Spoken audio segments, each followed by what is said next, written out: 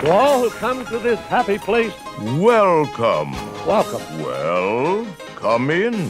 Let's put on the show. Your cadaverous pallor Aloha. betrays an aura of foreboding.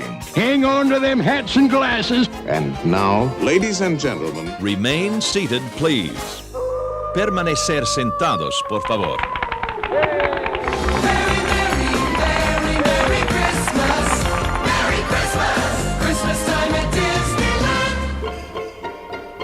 Hi, friends, and welcome to Remain Seated, Please. I'm Robert, I'm David. I'm Susie. And I'm Anthea. and today we're going to talk about Christmas. Grab your coats. Christmas time. Grab your coats. Is that what Christmas is In about? our, It's Yeah. nice and chilly. in Thank our goodness. 80-degree Like at the weather. snow. It was 75 at Disneyland yesterday. It was still so hot, in the though. snow. Yeah. It was so hot in the snow. It was so hot in the sun. So we're going to talk about the history of Christmas at Disneyland. If you listened to our Halloween episode where we talked about Halloween throughout the years at Disneyland, we're going to do basically the same type of thing, but with Christmas. That's right. Shall I just get into some history? Let's jump into our history lesson. Christmas has been celebrated at Disneyland since the beginning, since 1955. Oh. Yeah, but that first year, it wasn't a big celebration. Decorations were scarce. There wasn't a lot of stuff that they did. They didn't have the budget for it, and also attendance was very low at Disneyland after that initial summer. I see. Like That sounds so nice. yeah, some days the whole park was only filled with a few hundred people. Wow. In fact, there was a joke that Ron Dominguez said. Do you know who Ron Dominguez is? No, is that a No. LA Times writer from the 50s? No, Ron Dominguez used to have a house on the property that became Disneyland. And they have the Dominguez tree in Adventureland, which was the tree that was by his house that they kept. I see. He ended up working for Disneyland. But Ron Dominguez said he used to joke back in those days that you could shoot a cannon into the crowd and it wouldn't hit anyone. There's no one there. Must be nice. Yeah. You know? If I had a time machine. I know. But yeah, back in 1955, so there were two different companies. There was Disneyland Inc. and Walt Disney Productions. Walt Disney Productions made the movies and had all the money. Disneyland Inc. had their own budget, which wasn't huge, so they didn't have a lot for Christmas. So back then they did have a tree. It was a big tree, and it was not where it is currently placed now in Town Square. The tree for a while, I don't know how long, but at least those early years, was placed in the hub where the partner statue is. Oh, that Okay. makes sense. Yeah, which I always would've- forget that partner statue hasn't always been there. Yeah. No, but I don't like it because it would block. Yeah. I mean, it still technically But it also blocks, but it also wasn't as big as it is right now. sure. But yeah, that statue came in 93, I think. So yeah, like I saw some pictures online of what it was like in 1955, and there was like a couple of wreaths on the castle and some like garland that goes to them, and just a couple of wreaths on the Frontierland sign, and that was basically it. So that first year, they had a thing called the Christmas Bowl, which was a retheming of their outdoor stage where the bandstand was.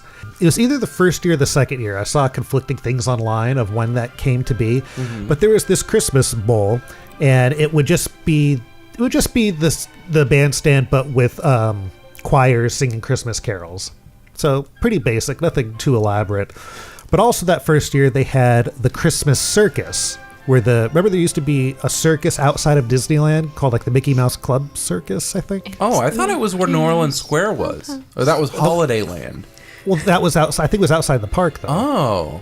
It was a regular circus show with animals, elephants and all that, and high wire acts and everything. But there was also a Christmas show attached to it, performed by the Mouseketeers. And then apparently there was some like big drama about it because of how bad the show was. Like, because there was no budget, so they couldn't do anything really. Yeah. So apparently, like, Walt Disney Productions rented back a portion of Disneyland from Disneyland Inc. to make it better, and that made the general manager of Disneyland angry. So I just read there's this whole drama about it. I didn't really read too much into it. Now, you said the Mouseketeers performed this show. Were they the Mouseketeers from the show? I think they were. Wow. They must. I mean, that's. I don't know. As a person that watched them on TV, that would be kind of cool to see them in person. Oh, yeah. That would have been awesome. Yeah. Anyway, so they didn't like the show. Yeah, so the first couple of years, that's pretty much all they had. It wasn't much. So the choirs at the bandstand and the carolers eventually became what we know as the Candlelight Processional.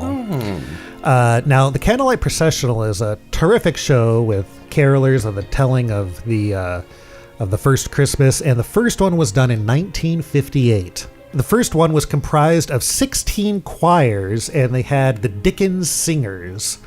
It began with a procession down Main Street, and it went to the plaza where like the statue was. So it went the other way, where the hub is. And it was performed with those choirs and carolers up in the balcony of Sleeping Beauty's castle. Wow. So after that first year, then they went the other way where they marched down Never again. towards the train station, because they realized what the problem was with having it at the castle was there wasn't enough room for everyone. The way it was all set up, having the 16 choirs and having the people on the castle, I guess they felt like there just wasn't a good enough layout for it. People were in the moat. Basically. So after that first year, they built bleachers in front of the Main Street station so it would be easier for people to watch.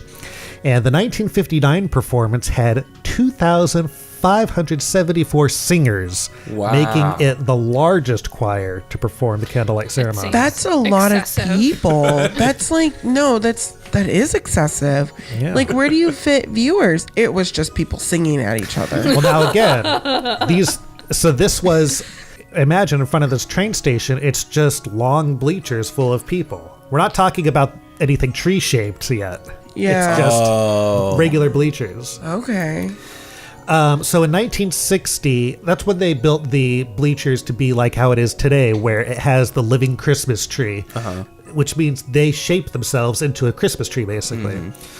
So that 1960 show that had the living Christmas tree was originally made up of the Western High School a cappella choir, and it was them until 1981, and then at that point it became the Disney employee choir, which it still is today. Also around 1960, they decided to have narrators tell the story of the first Christmas, and they used celebrities a lot of the time too. So the first narrator for the Candlelight Processional was Dennis Morgan, and he did it for the first few years. He did it up to 1964, and then the first one to do it after him to promote Mary Poppins was Dick Van Dyke in 1965, which was also Walt's last time being in attendance. Now, do you want me to quickly list off every single person that's done it, or just give you some highlights? Highlights. Yeah, I don't want to hear another Dennis Morgan in that list. And did anyone else consecutively, especially not so much twice, but like Yeah, so and so hosted it all the How years many of the times 70s. has Whoopi Goldberg or Kurt Russell hosted this? Kurt Russell was on the top of my head. Just looking offhand, I don't see anyone that has done it in consecutive years, Okay. but Dick They've done it Van Dyke has done it 3 times. We were there. Yeah, he did it in 65, 2005, and 2012. So some other highlights of people that have narrated the Candlelight Processional are Gregory Peck with Dean Jones, Henry Fonda with Rock Hudson, Cary Grant, Charlton Heston, Yes, John this list Wayne, is great. Cary Grant, Jimmy Stewart, Fantastic. Buddy Epson with Ed Asner, Wow. Elliot Gould, Michael Landon, Pat Boone, James Earl Jones in Yeah. 1990. Wow. That'd be so good. You just cry your whole way through that. Why don't you just knock on David the door? Ogden Steers, I don't know who that I- is. I- sorry? He's a name. I've he's heard of. Cogsworth. Oh. Oh, that would have been a good fun. Mary Hart, Dodger fan. yeah. Andy Garcia, Jane Seymour, John Stamos, John Voight, Tom Skerritt, Gary Sinise, Are Dennis you Haysbert. reading everybody? Because This is I the feel last like 10 you're- years now. No, now it's just reading people I don't know. Kurt Russell, There Lou it Diamond Phillips, Edward James Olmos. Kurt Russell should have been mentioned a long time ago. His first one was 2012. Really? Molly Ringwald, 2012 also. Yeah, I was going to say, 2012, they did a lot of dates. Because we saw 2 of them in 2012. Yeah, pretty much every year just has one person doing it, except 2012, which has a bunch. 2012 was Dennis Haysbert, Kurt Russell, Edward James Olmos, Lou Diamond Phillips, Dick Van Dyke, Patricia Heaton, Molly Ringwald, and John Stamos. Didn't Chris Helmsworth do it a couple years ago? Chris Hemsworth did it in 2017. 2016 was Jennifer Goodwin. 1983 would have been a good year to go. You know who the host was? Darren McGavin. You don't say. Who is that? From I Dream of Jeannie? No. Oh. He's the father in A Christmas Story. Oh, that would have been so good. Yeah. What would have been better? Ralphie, shut up! What would have been better is if the living tree Yeah. was just a giant leg lamp. Fragile. I like when he swears. Well, I guess you don't ever hear him swear. Well, he's just You saying hear- like weird words. Yeah, he's just like rasa frackin'. Yeah. It's like Joe Pesci in Home Alone. Yes. So yeah, lots of celebrities do this. And then the ceremony was also at the Magic Kingdom of Walt Disney World, starting in 1971. And in 1993, it moved to Epcot, and it is in Epcot today. That's the one Whoopi's done. I don't have a list of the people that did the Epcot one. It's just Whoopi. So let's talk about a few of the decorations that are from Disneyland's past that are no longer there today. One reason, because maybe the attraction doesn't exist anymore. Well, we all know the House of the Future that used to be in Tomorrowland, right? A big boxy looking house made of plastic. Well, what does it look like? A box looks like a present. So what did they do? They tied it up with ribbon to make it look like a little present.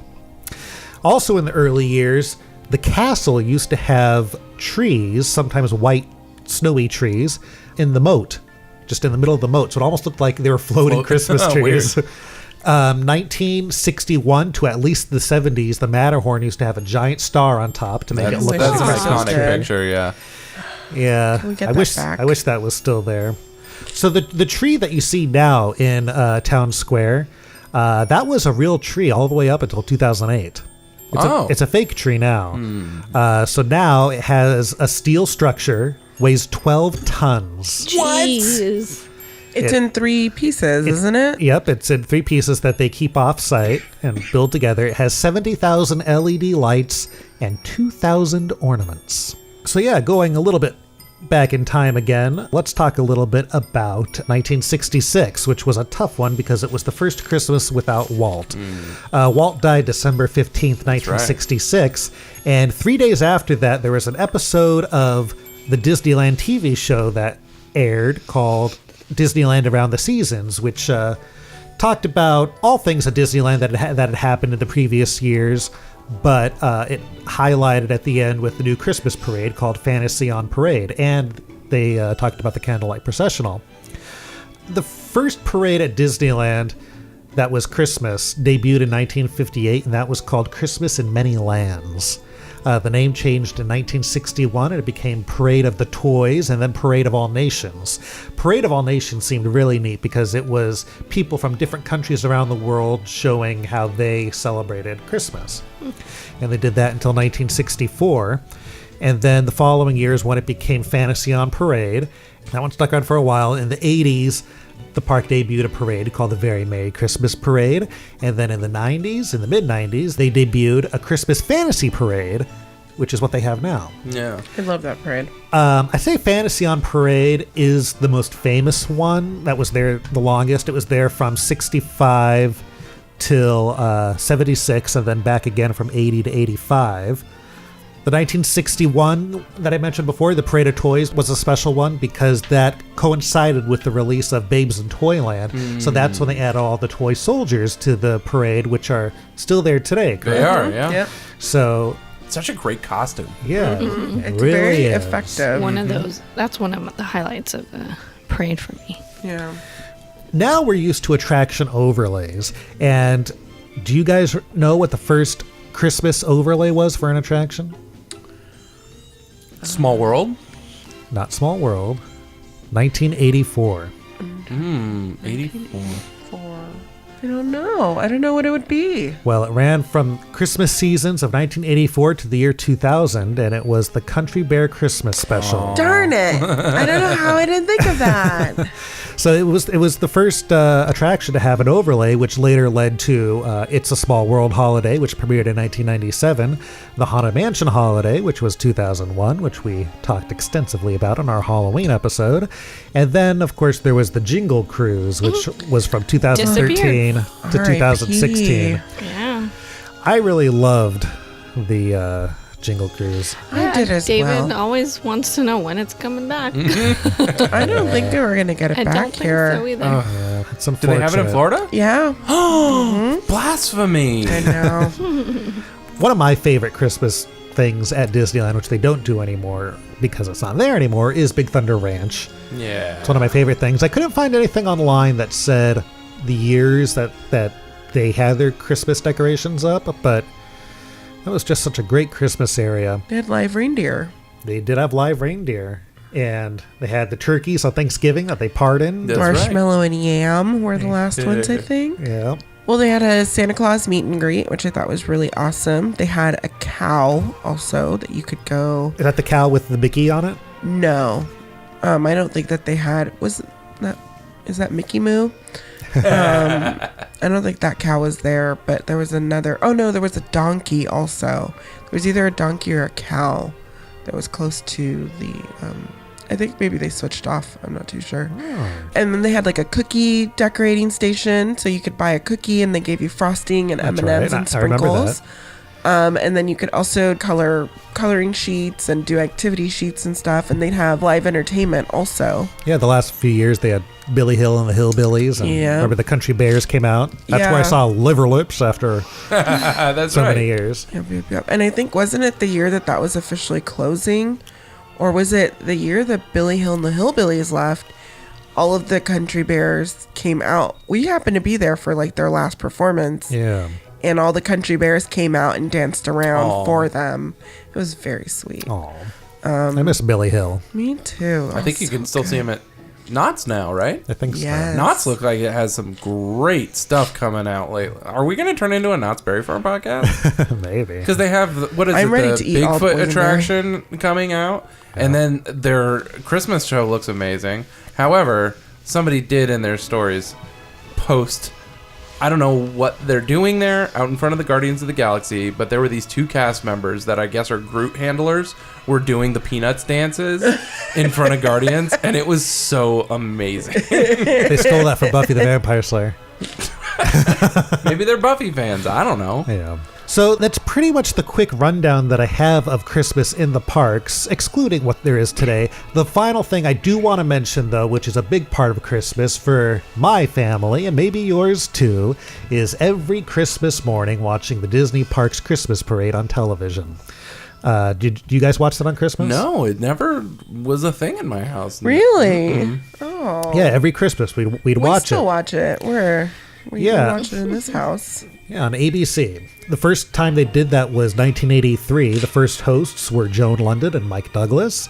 Have you ever happened upon a recording of that at Disneyland? Like while they're recording it? You mean just filming like the musical performances? Yeah, just Oh. filming any of it. Yeah. Yeah. They did it a couple of weeks ago, or a few days ago. Yeah, they did. Gwen Stefani was there. So Yeah. is that for the thing that will air On on Christmas, Christmas? yeah. I see. But I mean, have you ever been there while it's happening? Yeah. For the recording. Yeah, I've been there for a few recordings. My most vivid memory of it was sweltering hot, and Stevie Wonder was in a red turtleneck, Yes. just playing his little heart out in front of the castle. He's so pleasant and cute to look at from far away. Yeah, we've definitely been there when they've had it set up, but I don't think we've seen any of the musical performances that they've No, done. we went without you during the week, the day before this last recording. And Oh, the Gwen Stefani one? yeah, and I was see. like, oh, it could be fun. But then I just I thought about it. I was like, it's going to be crazy busy. You're going to spend your entire day here if you want to get anything decent. I think it'd be fun, but I also would want to know who. Yeah. You know what I mean? It has to be worth it. Did you know at the time that it was going to be No. Gwen Stefani? And that's what I was wondering. Is it Did I only hear about Gwen Stefani, or will there be multiple performances? Oh, I don't know. I only heard about Gwen Stefani. Yeah. And Okay. just like That's all the I've heard. Stevie Wonder one, we just happened upon it while we were walking. Yeah. You know, I wasn't really. I've never really been that interested in the musical performances, but they would always show different things at Disney World and Disneyland, and they would air it every year since 1983. Except for some reason, they didn't do the year 2000. I don't know why, but they didn't. Y2K. Yeah, they were worried that it wasn't going to work. Freaked out. But No one's going to come next year anyway because the world's ending. 1993 was a special one for me because Regis, who is the host, previewed the Twilight Zone Tower of Terror. Oh, here's my favorite, yeah. Ah, the real thriller. This is the Twilight Zone Tower of Terror. Wah! This thing is nuts! The 2003 was also very special because George Lopez previewed the Tower of Terror, a California adventure. What George Lopez is about to discover is that this is the Tower of Terror. Tower of Terror? I'll take a ground floor room by the pool. I'm cool with that. I was like, oh, he's such a big fan of George Lopez. Mark did special voiceover for each one. Oh. One of my favorite moments of the Christmas special that airs on TV is, I don't remember the exact year, but it must have been around 2003, 2004, when Hilary Duff was doing Lizzie McGuire, and she did her performance, and Regis was blown away. And he said to probably either Kathy Lee or Kelly Ripa, I'm guessing Kelly Ripa at the time, he said, you know what I think? I think she's going to be the next Britney Spears. Hey, that Hillary's a cutie. I just love her. She could be the next Britney Spears. I believe you're right. And for years, I'd always say that. You know, I think she's going to be the next Britney Spears. Just about anybody or about Hilary Duff? No, just like whatever. I just get in the Regis mood and I'd be like, you know that Hilary Duff? I think she's going to be the next Britney Spears, even when she's like 33 years old or something. So with that is my Christmas. Well, I do have one question. You said the tree used to be in the hub. When did it move to Town Square? Do you know? I don't know. I don't know for sure, actually. I would assume it had to have been after they had 2,500 people singing in front of the train station. Yeah. There's no way they had a tree and all those people around. They just put them around it. Just climb And they're up in the tree. People hanging from the wires Perched. holding the tree. Yeah, I don't know. That's too many people. It's way too many people. That is an obscene amount of people for such a small. Like if that were in like New York City, that'd be impressive. Mm-hmm. But for Main Street USA, it At is Disneyland. just a sea of people Yeah. singing directly into each other's faces. Yeah, 2,500 people at Magic Kingdom, maybe. Well, here's a picture I found from 1961 or 62, and it has the tree at the Main Street station. So it must have been soon after. Mm-hmm. What year was the big performers? one? That was I think it was 58, right? was the first one, but 59. you said 2,500 people was the second year. Do you know how many people were at the 1959 Candlelight Vigil? To those that were there, give us a call.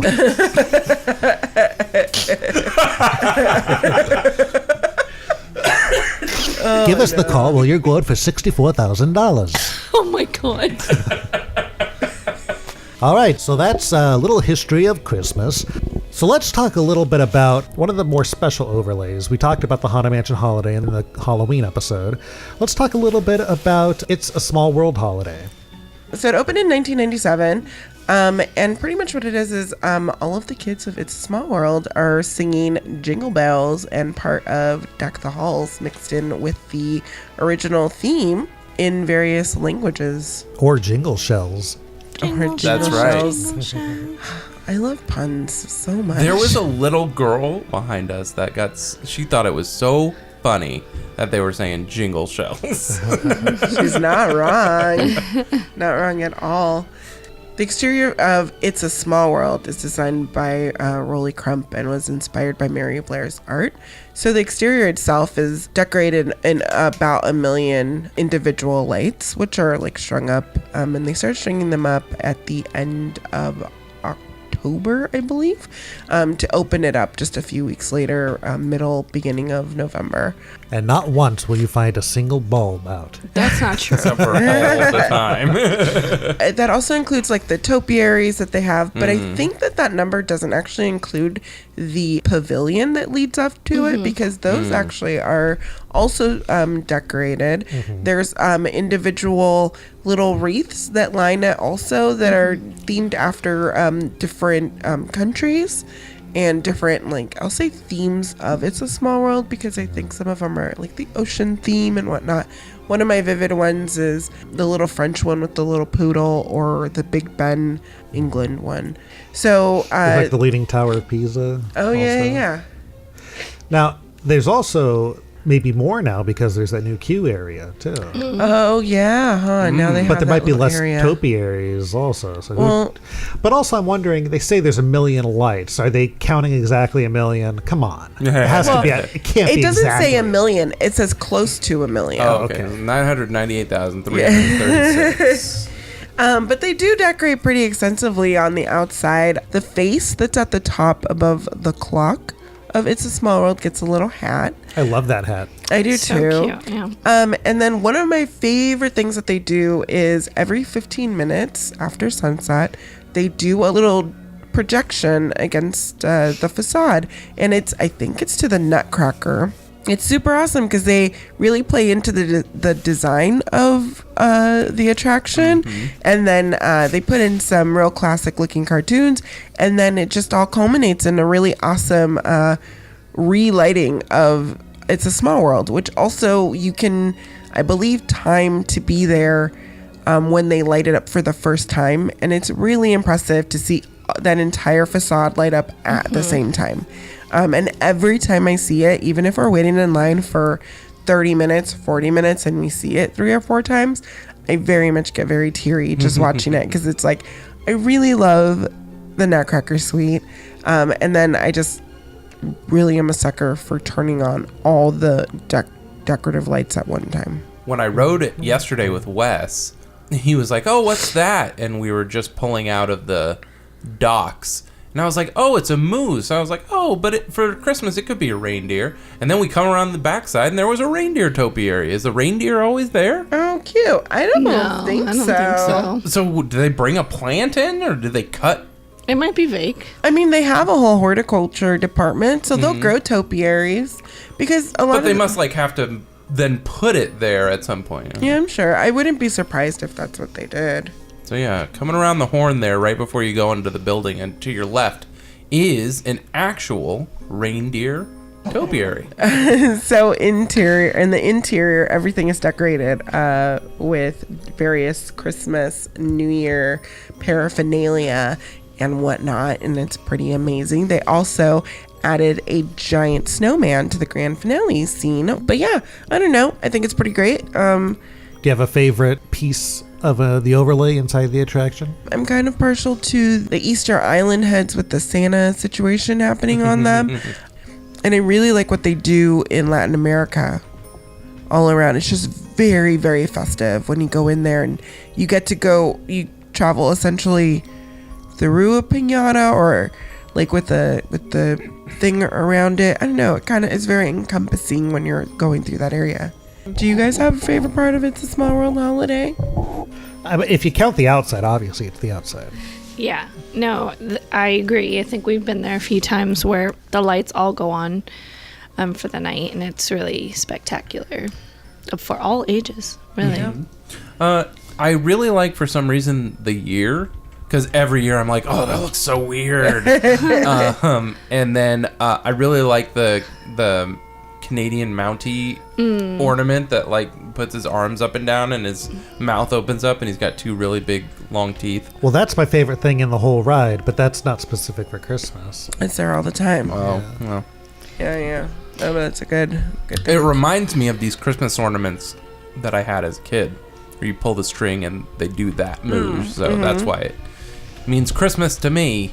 So, I mean, it's just an overlay. It's really wonderful. I think everyone needs to go to it. I know a lot of people do not have the best things to say about It's a Small World, and I don't know why.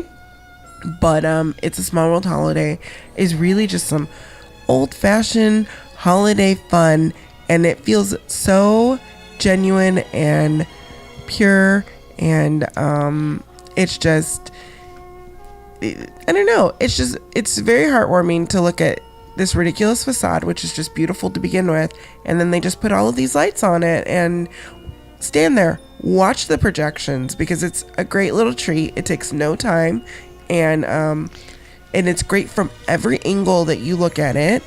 Highly recommend it. Very nice. So that's just a little brief history on It's a Small World holiday. And then another big event that they did several years later, somewhat recently, is over at California Adventure that we want to talk a little bit about, which is Viva Navidad. So Viva Navidad is a celebration of Latin America or Latino holiday culture that they do at Disney's California Adventure, and kind of takes over that Paradise Garden Grill area. And, there's a few special events, a few special character meet and greets, and some special food offerings. This year, it's running from November 9th through January 8th. And it debuted, as far as I can tell, November 9th, 2013, and has returned annually since. And that's funny because I remember it from before, but I definitely don't think I ever realized that it was there, like, for the last, 5 years. 5 years, yeah. In trying to get some research about it, I found an article that this woman had wrote in 2014, so pretty much at the beginning of it. And she's of Latin descent, and she actually was able to speak to a creative director at Disney who talked about her career and her passion for theater and the Latino culture. So Susan Tubert, was the one responsible for creating Viva Navidad at the park.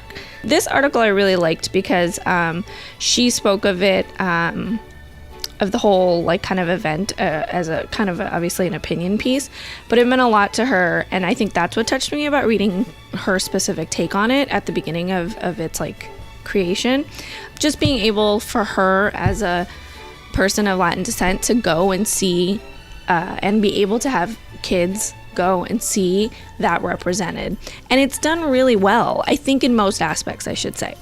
So what are some of the aspects of Viva Navidad? Yes, so the biggest one, dare I say the draw to the event, is the street party that happens, and it's hosted by the three caballeros, so Donald, Pachito, and Jose, who are also out for character meet and greets, so that's really fun.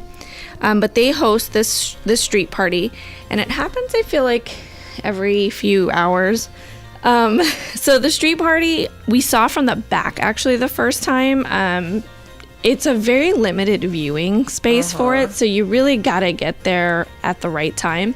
And there's also some restricted space because of the way that space works and the way that pieces. The floats turn. Exactly. Yeah. So you can end up finding a pretty good spot kind of late, but you do already have to sort of be in that area. And so again, I made it a point to go back because I really did enjoy it from the back and wanted to make sure I kind of was able to get a front row seat for it. The three caballeros hosting the street party. There's the papel picados hanging. Am I saying it right? Papel picado. Okay, papel picado. There you go. Yeah. They're hangings all throughout that little walkway, and the three caballeros come out on this huge kind of, really the only float, and it has to make this 3/4 turn. It's impressive how large it is and how tight that turn is. Yeah, it's so insane. And we were literally right there when they made it, and I was like, oh, that's why I can't sit there. Cool. So they come out, the music, it comes out kind of guns a-blazing from the beginning. There's no lead up. It's fun from the get-go. And so they come out, they're singing, dancing, and basically they start to talk about the time of year. And really what they do from there is Panchito, he's from Mexico, and he shares kind of what that looks like. So mariachi music and musicians and dancers come out and start playing kind of all the traditional stuff, and it's really great. It's fun. They do the little Mexican hat dance, dancing around. It's really, really good. Again, from the beginning, the mojigonga paper mache dolls. Okay. Those big Yeah. I mean, they're huge. Yeah. They're speeding around. They go so fast. Well, isn't it Santa and Mrs. Claus? They are, yeah. They come in a little later, but that's how it starts. And then they transition to Jose, who's from Brazil. And he kind of cutely says, well, let me show you how we do it down in Brazil. And this is your favorite part, right, Anthea? Yeah, it's absolutely my favorite part. It's amazing. So he brings out his friends of samba dancers and percussionists. And they come running out. They sure do. They really, I mean, the whole thing is non-stop fun entertainment. There's so much energy and it feels so positive and just so loving, and it's amazing that these people do it multiple times a day. And I've always caught the later shows and I've never not seen them just having the best time. Yeah. He introduces his kind of, or his culture's take on it, and then there's a little bit of a dance off, if you will, between the two styles, but it's always friendly. And then it really just combines and melds into this huge, like, blend of the two things. And it's just, again, it's just fun and celebration. And it's really positive. It's fun because it feels cultural. It feels kind of like we talked about, like World Showcase at Epcot. It feels educational in a way. I really like this time of year at DCA period because of that. So it's not just exclusive to Viva Navidad, but there's so many other fun cultural things going on as well. And so it makes sense, like Mickey and Minnie come to celebrate with them, but it's not just, them in a costume, essentially. It makes sense when you blend them all together. And then, yes, the big Santa, Mrs. Claus, and Santa Claus things, again, zooming around. Mickey and Minnie are actually the least, like, they play such a little role, and it's good. I mean, they really don't have any reason to be there other than and they get just to join in. And they come out with being ridden in the back of a bicycle. Yeah, and they're going fast too. I mean, again, it's just pure energy, and it's really great. I guess it's a tricycle. I was going to say, yeah. We had such a good time. When we did watch it, we were able to kind of be in the front. Poor Wes, I think it was a lot for him because he had just woken up from a nap. And that is a lot to jump into. Yeah, it's like a slap in the face with a bucket of ice water or something. But it was really sweet because the percussionists come around to sort of the front, and Wes got to use one of the instruments and play. That's what I did. Robert got to also. It has to be on my phone because that's a big moment. I missed it. I couldn't get to it fast enough, so it's ingrained in my memory. Wes was so stoked. The guy, I mean, that's what they're gonna do. Like, my mom swears it was just for Wes. I'm like, no, it's like part of the show, but it's okay. That's the point and that's the fun. Like, there was a little girl next to me who was able to hit the drums. I guess in a way I probably should have led up to this because I feel like everything else from here is, I don't want to say downhill, but I think in the end, this is why it's the draw. It's the main attraction. I genuinely cannot say enough about that show, about the performers, and about the way that it was sort of put together. I was exhausted at the end of it, and I did nothing. I mean, I did squat for a while, but in the best way possible. It was so fun. Yeah. It really caught me by surprise when we went to it for the first time, and I'm just, I'm not saying I'm a big crier, but apparently I'm a very big crier at Disneyland and Disney parks in general. It makes sense. But I was just so moved by it, and I thought it was just so much fun. It feels like classic Disney park entertainment without, it doesn't have any super fancy, crazy stunts or special effects or anything like that. It is just very universal music and just a bunch of people with very genuine intentions, and we really love it. And those performers, I mean, the live ones very much so, because there's talent and there's representation there, but also the three caballeros as a meet and greet, they're just so amazing. I have no idea where they found these people, but their energy completely comes out of their costumes. They were just so great. Even watching them interact with everyone in front of us was entertaining and fun. So to that point is the special character meets. So it's the Three Caballeros is one of the options, and then it switches out to Goofy in some kind of traditional. Oh, so that's why there's a Goofy pin. Yeah, there's Goofy, and then Mickey and Minnie, and Mickey looks great, but Minnie looks fabulous in her little colorful traditional dress. And then there's also a Princess Elena of Avalar meet. You know that gazebo-like structure? Yeah. That's the where old Flicks. yes, that's pin where shop. Elena is. It's not too grand But she's or over not the top. part of the Viva. She's not part of. She's not. She has her own show. Okay. It's called Princess Elena's Musical Grand Adventure. And we actually saw that once, unexpectedly. We weren't sure what we were going to catch, and we sat down, and it was fun. It was good. It was nice. Again, the live performers, again, typically are the ones that kind of make for a good experience. It was our first experience, well, mine, David wasn't there, but Wes as well.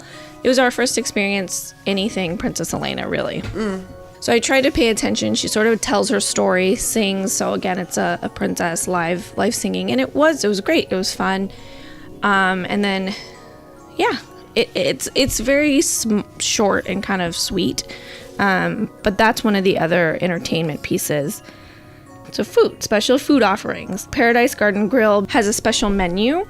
That menu's delicious. We've eaten everything off that menu. It is. It does look like for the most part it has stayed pretty much the same. I actually went with my mom and Wes, and I got the street style tacos. They weren't great. The salsa was great though. It had it was spicy, and without that salsa, it was just what it was. But I did find it interesting that they served it.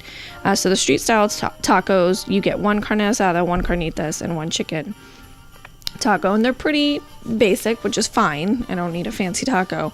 It just, something wasn't there, and it could have just been the day. It wasn't particularly busy, but it was nothing to write home about. My mom, and this is one of the menu items I have not seen on previous years, was the house-made pozole. We had that. I tasted it, and I just felt like it was missing a little bit of a kick too. Oh, weird. Yeah. So we haven't had it this year, but I didn't see the pozole on there a lot. I saw they had something else. And then, of course, the thing that in reading and looking at all this, it was impossible. If David was there, I know I would have had the torta el pastor, because that's what he would have gotten. I've gotten that before, and I heard it's really amazing. Good. Yeah, that's all I hear, and now I wish I had just gotten that. But typically, I'm the person who's gonna order the tacos, so I went with what I, and we unfortunately just were not gonna be able to eat. Like, we even wanted to get the dessert, but we're like, let's wait, let's see if our, appetites allow for it. So I really wanted to try it. I didn't. It's I don't know if I'm saying this right, buñuelos with cajeta. Yep. We just didn't get a chance to. So we may get back to it, but I've heard good things about it. Yeah. And I do feel like they've pared down a bit. There were some cart items that it doesn't seem, because it's not a big area. It's not like you're going to oversee a lot. They do have like chicharrones and some other things. I was super excited. Double take, because we were like, are they Mickey shaped? And yeah, I was like, man, you guys missed the market They here. really should have, yeah. Because I would have gotten it just cause. But yeah, so those are pretty much it for the food offerings. And so there is also some entertainment. It's not necessarily exclusive to Viva Navidad, but definitely something that makes sense with it. So Mariachi Divas, I don't know that they ever actually perform in the Garden Grill area, because they're so much a part of like festival holidays, but they're there all the time anyway. It's like their second home. Yeah. But they're there. They're obviously great. So anytime we catch them at any one of the stages between all of the things going on, it's great. And then the other performer I wanted to kind of mention is Yamila, Cuban Latin band. I don't know if that's what it's called. I don't know if that's just, but anyway, she's usually the performer at the forefront of the band. And then there's a bunch of guys who perform with her. And she's great. Her energy is good. And she looks different almost every time we see her. Yeah, it's almost like it's a band with she a revolving, transforms. like I'm pretty sure Mariachi Divas are not the same girls all the time. It's just a band that, But yeah, we were joking. We were like, is that the same girl we saw last time? I don't know. So I think she does things relatively often at the park. She loves her Celia Cruz, and obviously it's very much, all of that. Wes loved it. He was dancing. Again, it's just one of those moments. Again, it feels like old Disneyland, or like World Showcase, like Epcot. Like, it's very educational, cultural, but fun. It doesn't have to be not fun. And so I thoroughly enjoyed all of it. Like I said, hopefully we'll go back and try the things on the menu that I'm supposed to try. And since I'll be going with David, I'm able to kind of try a little more. Well, we still have one more episode before Christmas, so we'll probably talk about that torta. Very nice. So real quickly, what is your one favorite Christmas decoration that they have at Disneyland? One of my favorite things is them using the pulley system, bringing the tree into Splash Mountain. Oh, I love that. That's one of my favorites. Remember that? No. At the entrance to Splash Mountain. Oh, yes. Okay. Yeah. You mentioned the tree at California Adventure. I like that tree a lot, more than the Disneyland one. I like the wreaths, or wreath-like type things that I think are throughout Main Street. I feel like they change a little bit. You were talking about the Jungle Cruise tree. That's cute. I do really love that Jungle Cruise tree. This year it has snowmen that have been added to it. I really like when the decorations are very specific to the area they're in. Yeah. So you have that very specific looking tiki juju tree in Adventureland, and then everything starts getting a little bit more country and plaid when you're in Critter Country, and I really appreciate that attention to detail. Like all of the decorations in New Orleans Square are like very bead and heavy feather centric. I think that's in general, I think that's very appealing. Well, we talked about it on one of the other Christmas episode we did a few years ago, that I really like that balcony in New Orleans Square with the humming lady, and there's the bottles out during Christmas time. Yeah, New Orleans Square Christmas time at night is my favorite. Yeah. But I think if it's Christmas decorations, I don't know if it's anything specific, but Buena Vista Street decorations. Yeah. I like the garland. I like the Mickey garland. Over Mickey Main garland? Street? Yeah. The one with the... That's good. Well, to talk about the current stuff that is at the Disneyland Resort, let's start with Buena Vista Street at California Adventure. Yeah. So they have some neat things there. Every year, I think Buena Vista Street looks incredible, and they have some really great windows. The Silly Symphonies windows? Yeah, they're cardboard cutouts with Santa from the Silly Symphonies. Yeah. I noticed them at Halloween time. I love those. Yeah, they look like they're in the same world as those, same style. But yeah, Buena Vista Street is just incredible during Christmas. Oh yeah, Cars Land Christmas. Yeah. Such good stuff they there. They actually really do a really good job in that land. Yeah, well, Halloween too. Yeah. And there's completely new songs at Mater.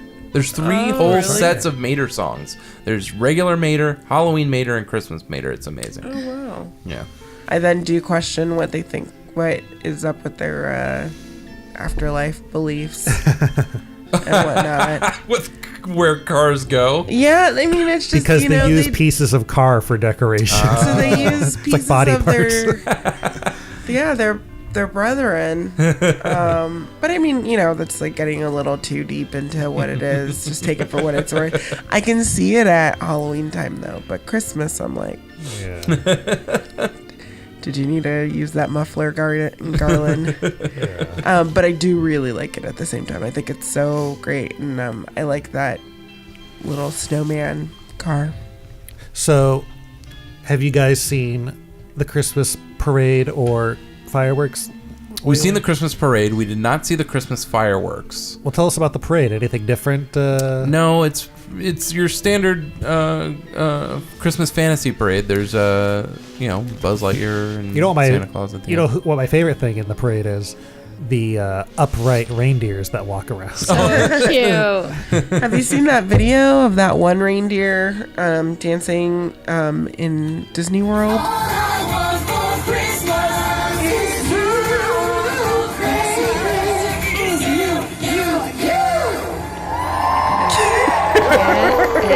That's amazing.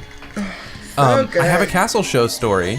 I had beers the other night with another editor who is from Orlando, and she grew up working at the theme parks, and she was an elf during the castle show for the Christmas season.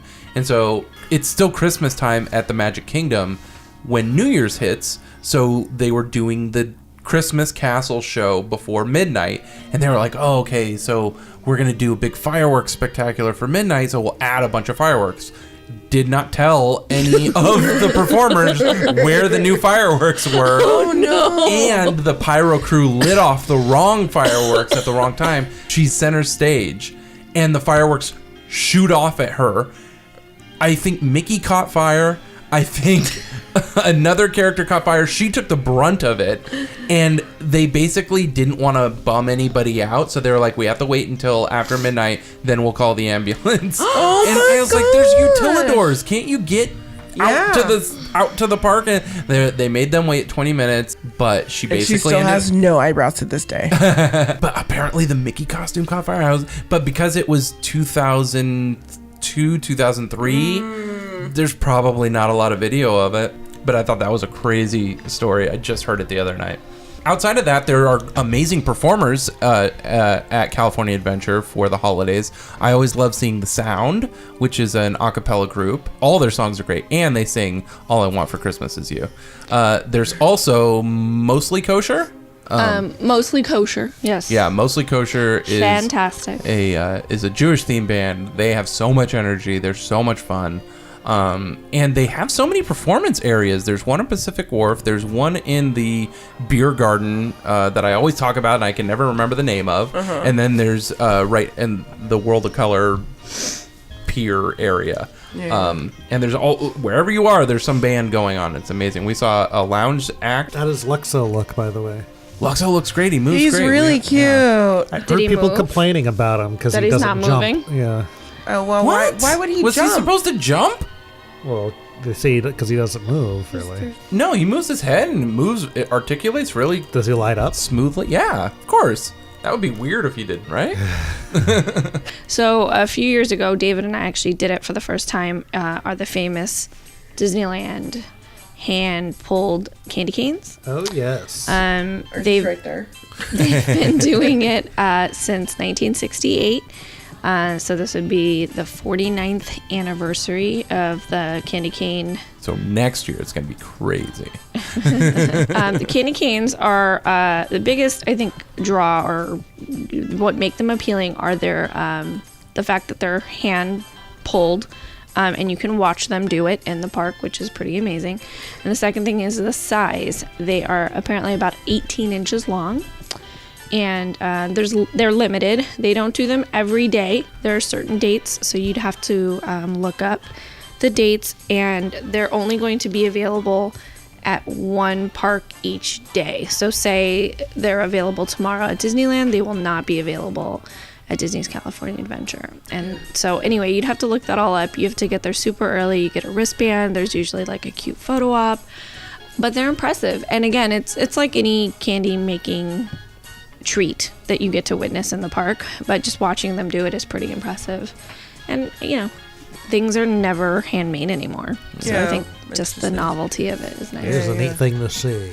Yeah. Speaking of handmade, over at the Grand Californian, they put together that beautiful gingerbread house. What does it look like? I have not seen it this year yet. Well, I was going to mention it. It's so much more difficult to get in there to see it because you're basically committing to go back through security. Yeah. If you're going back into the parks or into so downtown amazing Disney. when you're in downtown Disney and you don't have to go through security. This is true, yeah. But I get it. Yeah. But even Grand California in general, like you're talking about that, but it's pretty because they have a huge tree in there. They have carolers usually. Yeah, they really pull out all the stops in there, and then now they have those little kiosks where you can get like some boozy drinks, and you can get. I've heard of this treats. This is new. Like a gingerbread shot or something. We usually have it. Yeah, at Hearthstone. Hearthstone. Yeah. Hearthstone Well, Lounge, it's actually like at a little kiosk right outside of it. So I saw that they were offering them for Halloween. So it was like if they're doing like a gingerbread Are one, they the I'm cookie sure shot? they had a little cookie cookie one, and then you could get like rum chata inside of it or something like so that. What they've done in that area in years past is had gingerbread cookies that you could buy. So now they're stepping up their game. Now there's like a little bit more like boozy treats, and then they're making their own. Because from my understanding, the Grand Californian has their own kitchen staff. So like the entire resort has a shared kitchen and bakery, or a shared bakery, except for the Grand Californian, I believe. So they have their own. They're doing their own thing, which kind of makes sense because they seem to do things that are a little bit extraordinary compared to other parts in the. I thought you were gonna say they do things a little extra over there. They do things a little bit extra in the best way. I love it. So yeah, now that's one of the things that I think people should definitely give it a shot. And there's absolutely no reason if you're ending your day at California Adventure and you're about to head home to the parks, there's no reason you shouldn't head out through the Grand Californian and see that lobby. Agreed. The last thing we could talk about is how much we love the fireworks show and the snow on Main Street and all that. Well, they have the castle show. The castle show. So wintertime enchantment at Sleeping Beauty's Winter Castle happens at 7:30 and 8:30. I do know there's a voiceover. I don't know who does it. It's a very short show, but there's kind of a little bit of a storytelling of the time and the holiday, and it culminates with snow and some music. Very Nothing nice. super like, No, but but again, it's cute. yeah, And then it's you a can fun enjoy thing. fireworks afterwards. Yeah. Well, it was weird. I think when we caught the end of it one time, we thought that they were canceling the fireworks, and just because it snowed on Main Street and there was music, and I was like, oh, I guess they're canceling the fireworks and doing the show. But it's a whole thing. How do they make it snow at Disneyland? Very carefully. We did Max Pass for the first time yesterday, and we did it just to sort of try it out. And it was well worth it. I mean, mainly because like I went with my mom and I contemplated doing it just because I didn't want to have to run around. But realistically, I knew I would only fast pass 2 rides that we were actually gonna do and use, and I felt like not enough because Wes would want to ride at Small World and Haunted Mansion, and just the idea sometimes of running around to 2 sides of the park is just so daunting. So we decided to do it this last time, and it was really great. I mean, we got to ride rides that we don't normally ride. We didn't have to. While Rider Switch is a really great thing, just getting fast passes for both of us and not having to worry. Like if Wes was asleep and I wanted to go sit on a bench, I didn't have to walk up to the line and be like, "Here's our sleeping toddler. We have to switch off." It's just. It was well worth it, I thought. I had a really good experience with it. I think it also, we rode Star Tours because you can see the Fast Pass return time to every attraction, and that you can get either a Fast Pass within 2 hours or get one almost immediately as soon as your Fast Pass is good. So yeah, we got a Star Tours Fast Pass, and we don't usually ride Star Tours, but we had time because we already had an 8 o'clock Haunted Mansion Fast Pass and a 7 o'clock Big Thunder. So we were like, oh, well, now we have another Fast Pass again. Yeah. So it just all worked out that, So good. Yeah. How much was it? $10 a person. Yeah. Okay. And it technically includes your photos too. So you can go take all the photos. On the app, it really felt like Walt Disney World a little bit in that you would open the app. I felt like the app felt more functional having that feature. And you can set up when you go to buy the Max. Oh, can we also talk about you can't buy the Max Pass until you've entered the park? Oh, really? Yeah. And here's the thing. I get, they don't want people getting the passes, but just let me sign up for it. Yeah. Just let me not get the if I go to try to get pass. Anyway, so tangent. I just don't want to be on my phone at Disneyland. Again, ban phones. Nope. Just use it as phones or pictures. No. Period. I loved it. It allowed me to feel on one of probably the most crowded days I've been there. And while every day is crowded, this was exceptional to the point where the only place I didn't have to wait in line was actually for the restroom, and I was so thankful. We left the park to have lunch because that's how bad, even the quick service, even the like, in Toontown, there was nothing that you could go to that didn't have a line that was less than 10 people. Yeah. And I would say 10 people was, I don't even think there was a line with 10 people maybe in 10 it. parties. 10, 15 people. We left the parks and went to downtown Disney to have lunch, and we waited maybe 5 or 10 minutes for a table. At Tortilla Joe's. So totally worth it because I feel like we actually got to do stuff. Like I feel like everyone always asks, "Oh, what do you do at Disneyland?" And I'm like, "Oh, we rode like 1 or 2 rides," and it felt like an old. And maybe that's why we had such a good day. It felt like a nice full day. Very nice. Very Merry Christmas. It's Christmas time at Disneyland. Well, we hope you would all enjoy Merry Christmas. Our next episode might have a little Christmas Happy Hanukkah hint in there. Cynthia, are you still between blogs? I am. I'm still between blogs. I'm at Remain Seated, please. And Susie, where can we find you online? On Instagram at a little sprinkle of Disney. And you can find Remain Seated Please on Instagram at Remain Seated Please. We're on Twitter at Remain Seated Pulse and on Facebook at Remain Seated Please. Please be sure to rate and review on iTunes so we can know whether or not you like the show. Well, goodbye, everybody. Bye. There. That wasn't so bad. Was it? I'll see you all a little later. You may not survive to pass this way again. Time to be moving along. Hurry back. And barrel around to see us again. Christmas, This is Christmas time. This is Christmas time. Christmas time. Christmas time. La, la, la, la, la, la, la, la.